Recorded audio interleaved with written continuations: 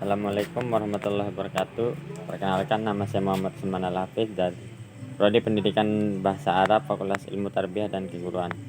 Di sini saya akan membahas tentang peradaban Islam pada masa Umayyah di Andalusia, Spanyol. Dan video ini untuk menyelesaikan tugas dari Ustadz Hashim yang mengajar dalam matkul sejarah peradaban Islam. Langsung saja, yang pertama, sejarah lahirnya dan runtuhnya dinasti Umayyah. Sebelum Islam masuk di Andalusia, Islam telah berkembang pesat di Afrika. Kala itu Afrika Utara menjadi salah satu provinsi dinasti Umayyah di Damaskus.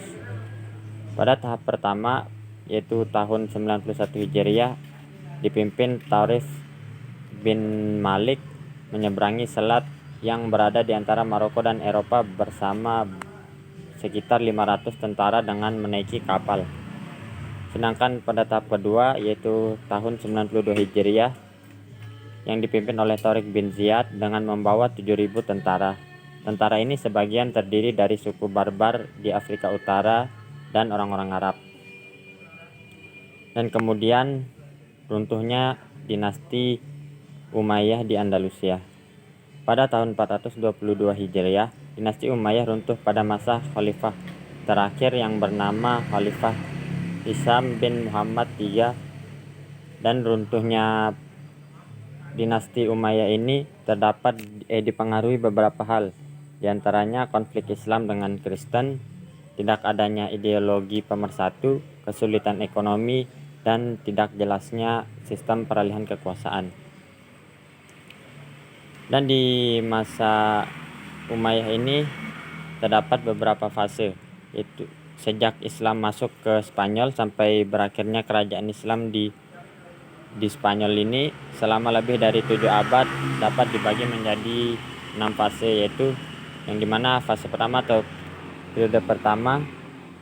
Pada periode pertama ini terdapat banyak sekali pergantian gubernur, yang dimana gubernur tersebut diganti dikarenakan tidak ada gubernur yang tangguh dan mampu mempertahankan kekuasaannya untuk jangka waktu yang lama.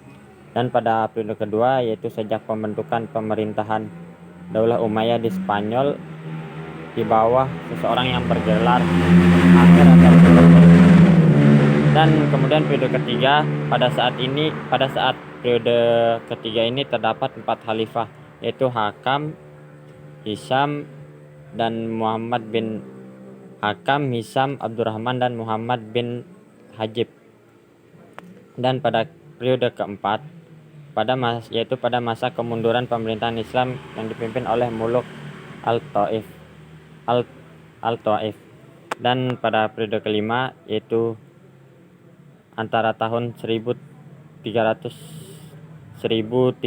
Masehi sampai 1492 Masehi, terdapat 2 kekuatan, yang dimana kekuatan tersebut dari Daulah Murabitun dan Daulah Muwahhidun. Dan pada periode terakhir, yaitu kekuasaan Islam yang hanya tinggal di daerah yang bernama Granada di bawah Daulah Bani Ahmar. Dan di periode ini Islam kembali mengalami kenaikan atau kemajuan yang seperti pada masa kejayaan Abdurrahman III.